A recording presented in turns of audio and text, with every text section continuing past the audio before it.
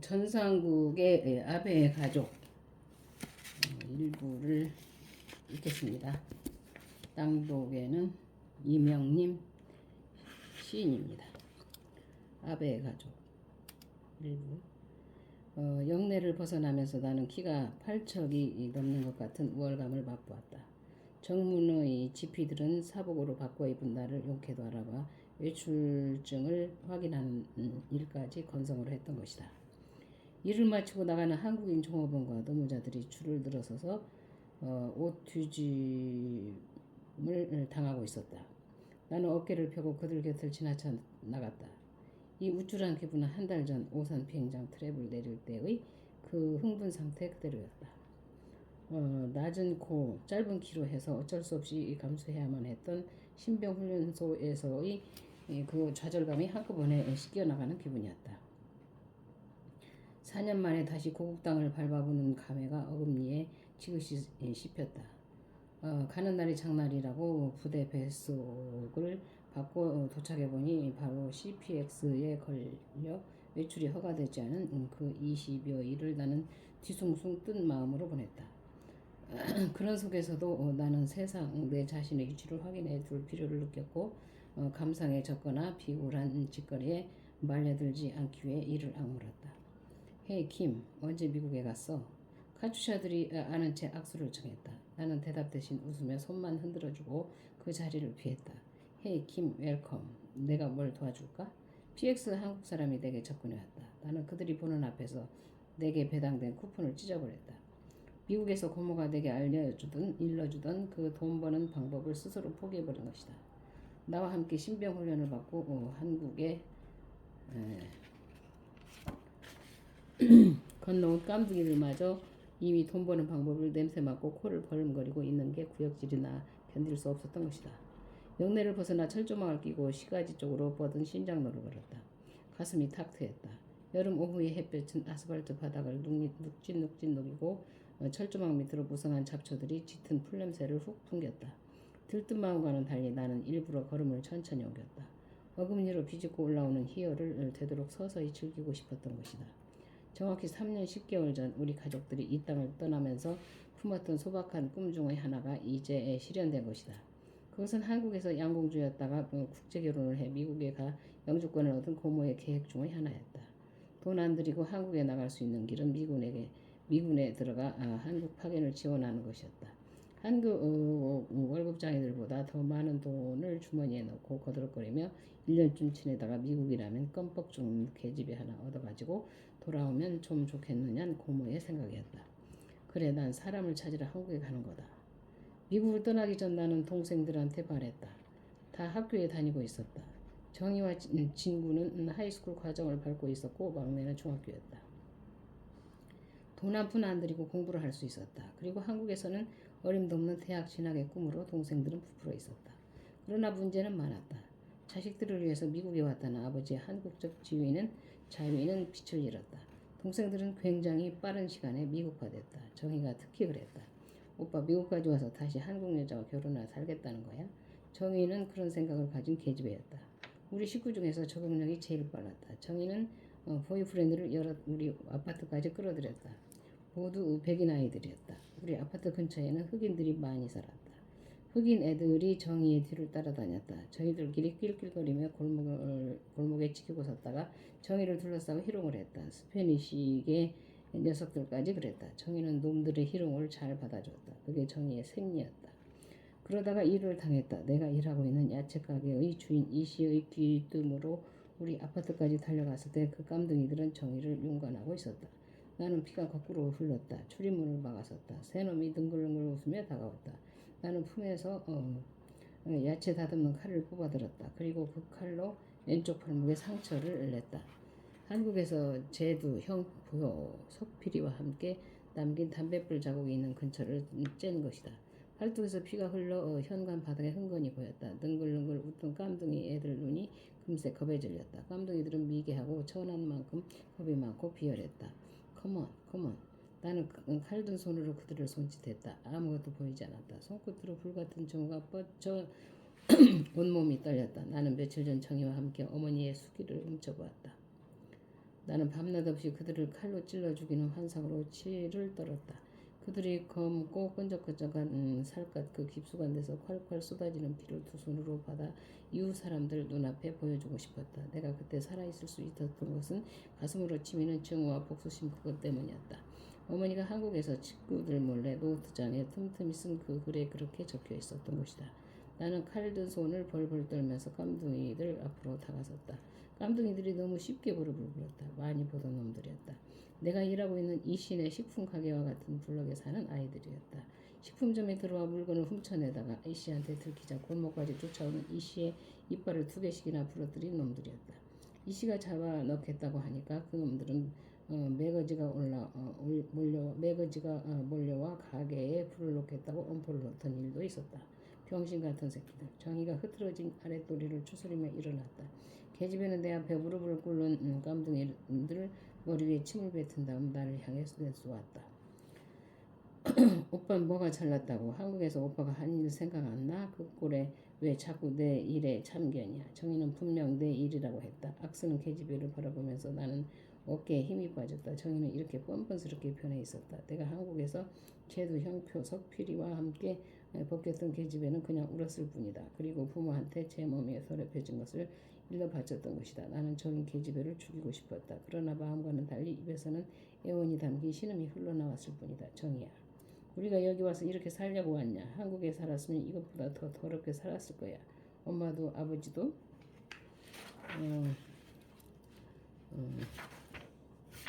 나처럼 더럽게 살았던 거야. 이거 12페이지입니다. 내가 지금 9페이지부터 읽었습니다. 9페이지, 12페이지. 정의는 앙칼지게 내버렸다. 어머니가 쓴 글을 함께 읽고 난 뒤에 부쩍 변해버린 정의였다. 어린 계집의 가슴에 파인 상처는 치유 불가능한 것이었다. 나는 공범자로서 몹시 괴로웠다. 그 글을 함께 읽은 것이 후회가 됐다. 그러나 이제 쏘아놓은 화살이었다. 정의와 나는 어머니의 글을 읽고 나서 다 같이 우리가 벗어날 길 없는 깊은 늪속에 빠져버렸음을 깨달았다. 우리는 그때부터 우리가 읽은 그 글에 대해서 단 한마디도 의견을 나눈 일이 없었다. 입을 떼어 말할 필요가 없었던 것이다. 그 글 속의 내용들은 이미 우리들 각자의 몸속에 전염되어 그 뿌리를 그악스럽게 박아버렸기 때문이다. 이제 그 글 속의 내용들은 전혀 우리들의 문제였다. 물론 우리는 어머니를 이해하기 위해서 그것을 훔쳐 읽었던 것이다.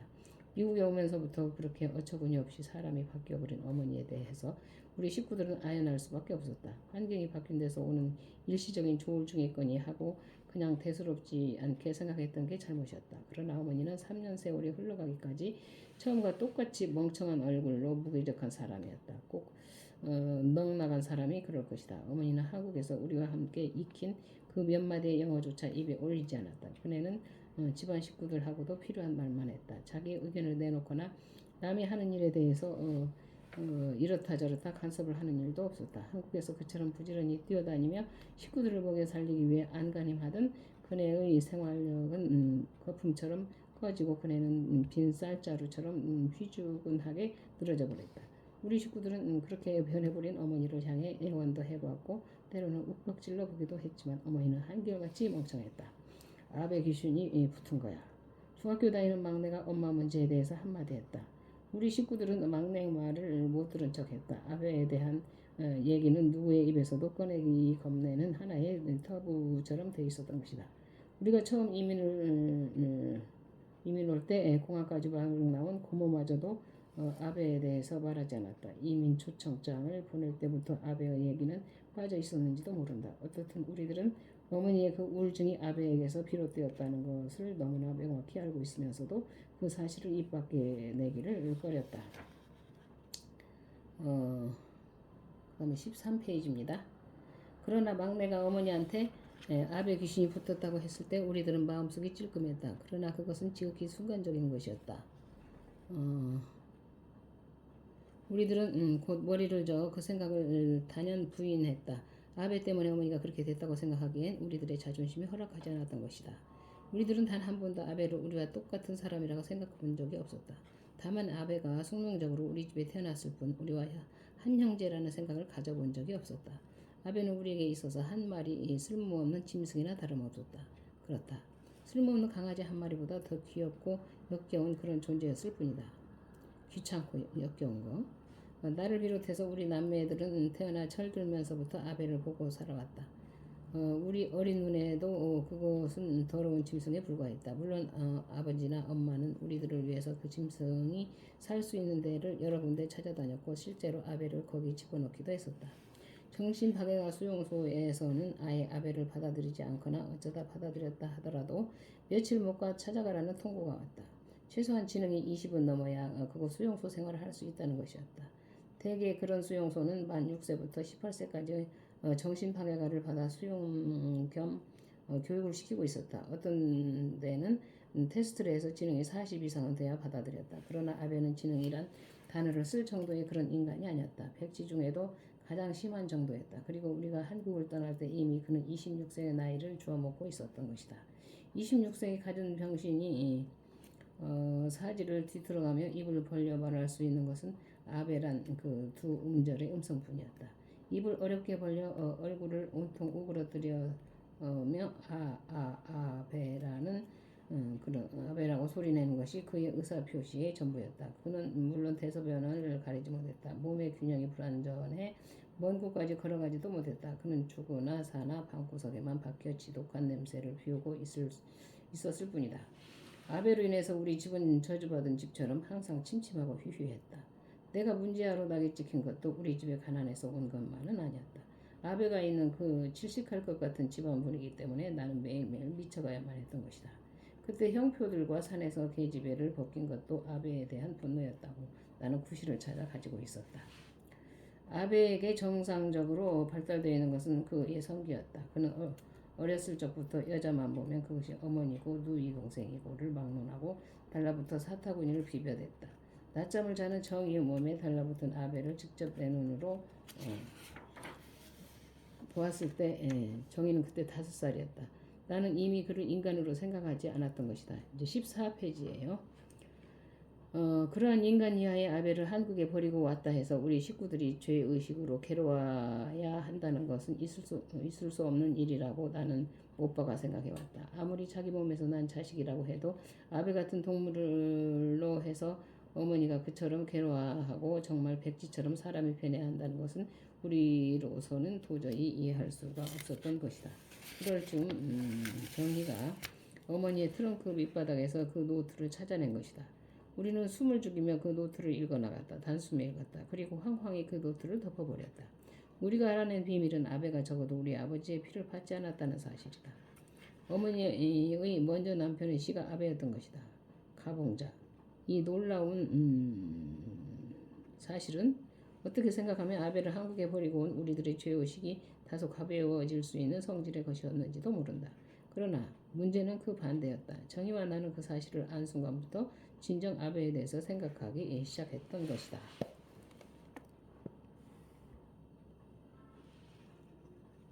헤이, 지로킴. 내가 무척 느리게 걸었던 모양이다. 시가지에 이르기도 전에 토미가 따라붙었던 것이다. 나는 그와 약속을 했었다. 첫해 출시 서울 나들이를 함께 할 것을 신병훈련소에서부터 약속했다. 지난밤에도 사병클럽에서 그는 그것을 일깨웠다. 오케이, 난 다시 한번 다짐했다. 그러나 오늘 나는 토미 몰래 영내를 빠져나왔던 것이다. 공연히 그가 심사가 나를 충동질했다. 그것은 이제까지 내가 그들에게서 받은 수모에 대한 안갚음이었는지도 모른다. 그러나 토미는 내 친구였다. 나보다 1살 아래인 21의 몸집이나 키는 나의 거의 2배에 가까웠다. 그는 미국 사람처럼 정확한 영어 발음을 가지고 있었다. 그는 애틀랜타 출신으로 하버드 대학 재학 중에 한국 지원 입대를 했다. 미국 밑바닥 인생이 기어드는 데가 한국 지원병인 전례와는 달리 그는 내가 아는 뭔가 얻으려 한국에 온 게 분명했다. 내가 미국에서 4년간 겪은 미국인은 대개 2가지 유형이었다. 하나는 상류 사회를 형성하고 있는 전형적인 미국인으로서 가히 초강대국의 국민다운 풍모를 갖춘 청교도풍의 도덕적으로 거의 완전 무게되는 사람이었고, 그 다음에 이건 15페이지입니다. 그 반대는 우리에게 대체로 집히는 그런 자유분방하면서 반도덕적인 면을 다분히 갖춘 사람들이었다. 후자의 인간들은 그 어떤 한국인보다 철저하게 파렴치하고 난폭했다. 토미는 전자에 속하는 인간이었다. 그는 유색 인종에 대해서 아무런 편견을 가지지 않고 있는 것처럼 보였다. 그러나 그러한 태도가 바로 그네들의 우월감에서 비롯되는 것이라는 걸 알기란 어렵지 않다. 그는 처음부터 내게 호의를 보여왔다. 자기가 가는 한국에 대해서 많은 걸 알고 싶어 했다. 우리가 생각하는 것보다 미국 사람들은 한국에 대해서 무지하거나 알고 있더라도 그 내용이 터무니없는 것이기 일쑤였다. 토미만 해도 나를 만났을 때 헤이, 차이니즈라고 불렀다. 얼굴이 넓적한 동양인은 다 차이니즈였다. 그들은 고집스럽게 미국 속의 한국인을 잘 인정해 주려 들지 않았다. 한국 문화와 중국 문화를 같은 것으로 보려 했다. 토미는 내가 써보이는 한글에 흥미가 없었고 유독 그 어려운 상형 문자인 한문 글자에 호기심을 보였다. 더 분통이 터지는 것은 일본에 대한 그들의 동경이었다. 대부분의 지아이들은 일본에 휴가를 나가 아름다운 추억을 남기는 게 꿈이었다. 그들은 한결같이 한국을 이야기할 때는 언제나 중국과 일본의 일부로서 전제를 삼았다. 미국 사람을 만나 한국을 얘기하면 국력이 어떤 것인가를 실감하게 되는 것은 그 때문이다. 코리아, 아름다운 미인의 나라. 토미는 대개 우정의 표시로 한국을 아름답게 얘기하기도 했다. 그것은 그가 어린 시절 자기 집 정원사에 뜬 흑인 영감을 통해서 얻은 생각이었다. 아마 그 흑인은 한국전쟁이 일어났을 때 참전했던 용사였던 모양이다. 그 늙은이의 입을 통해서 묘사된 한국은 아름다운 나라였던 것이다. 그것은 그 늙은이가 말년에 외로움을 느끼면서 왕년의 그 한국전 참전 시절이 마치 영웅의 그것처럼 회상되었기 때문에 그럴 수밖에 없었을 것이다. 추억은 아름다운 것이니까. 그러나 추억이 결코 아름답지 못한 사람도 많다. 바로 어머니의 과거가 그런 것이다. 어머니를 범한 그들에게 있어서 한국은 아름다운 여인의 나라일 수도 있겠지. 나는 길바닥에 침을 뱉었다. 헤이 킴, 우리 서울에 가는 거지? 그들 꺽다리들 속에서 그렇게도 똑똑하고 의연해 보이던 토미가 막상 한국 사람들 틈에 끼이자 그렇게 얼뜨기처럼 보일 수가 없었다. 토미, 나 오늘 서울 가는 게 아니다. 나 다른 약속이 있다. 토미는 어린애처럼 시무룩해졌다. 무척 실망한 얼굴로 어쩔 줄 몰라 했다. 16페이지입니다. 토미, 내가 서울 가는 버스에 널 태워주겠다. 토미는 즐거운 얼굴을 했다. 미지의 세계에 대한 호기심이 그의 얼굴 가득 넘쳐 보였다. 우리들은 시외버스 정류장에 와 있었다. 서울 가는 정반대의 시골이 종점인 구형 버스가 텅텅텅 발동을 건 채 출발을 서두르고 있었다. 나는 매표소로 뛰어가 그 시골행 버스표를 샀다. 토미, 저거 서울 가는 차다. 여기 표가 있다. 내가 너를 위해 끊었다. 토미가 땡큐를 연발하며 그 커다란 덩치를 그 시골행 버스 속에 집어넣자 나는 그의 등 뒤에 대고 소리쳤다. 헤이 토미, 한국은 아름다운 나라다. 재미 많이 보거라. 버스는 10,000원이었다. 땀냄새 나는 시골 사람들이 꾸역꾸역 들어박힌 그 낮고 시골 만원 버스 속에서 키가 큰 토미가 상체를 숙인 채 끼어 서 있는 게 보였다. 토미에게 준 내 우정이었던 것이다. 지열이 훅훅 끼쳐드는 더위였다. 서울행 버스 매표소에 사람들이 줄을 서 있었다. 나는 그 줄 맨 끝에 붙어 섰다. 바로 내 앞에 머리를 길게 늘어뜨린 여자가 비치백을 들고 서 있다가 뒤에 바싹 붙어서는 나를 힐끗 쳐다봤다. 한눈에 잘생긴 얼굴이었다. 얼굴에서부터 몸매까지 동양적인 그런 미를 갖추고 있었다. 선이 부드럽고 피부 또한 깨끗했다. 여기가 서울 가는 버스표 끊는 데입니까? 나는 짐짓 영어식 동양으로 말했다. 여자가 다시 한번 나를 돌아보았다. 약간 경계의 빛을 보이는 그 눈이 맑았다. 나는 그네의 가슴 위에 꽂힌 여자 대학 배지를 보았다. 그네는 내가 입은 체크무늬 요란한 남방과 PX에서 사시는 코가 뭉퉁한 구두를 내려다보며 얼마가 신기해하는 눈빛을 했다. 나는 뒷주머니에서 지갑을 꺼내 PX에서 바꾼 고액권 화폐 뭉치 중에서 2장을 빼어 그네 앞에 내밀었다. 그네가 옆으로 한 발짝 비켜서며 얼굴을 붉혔다. 나 어렸을 때 한국 단어 모르는 거 많습니다. 아가씨 도와주십시오. 이 돈으로 아가씨 표까지 끊을 수 있는지 나 잘 모르겠습니다. 그네는 잠시 머뭇거리더니 10,000원짜리 2장 중에서 한 장만 뽑아들면서 말했다. 17페이지입니다.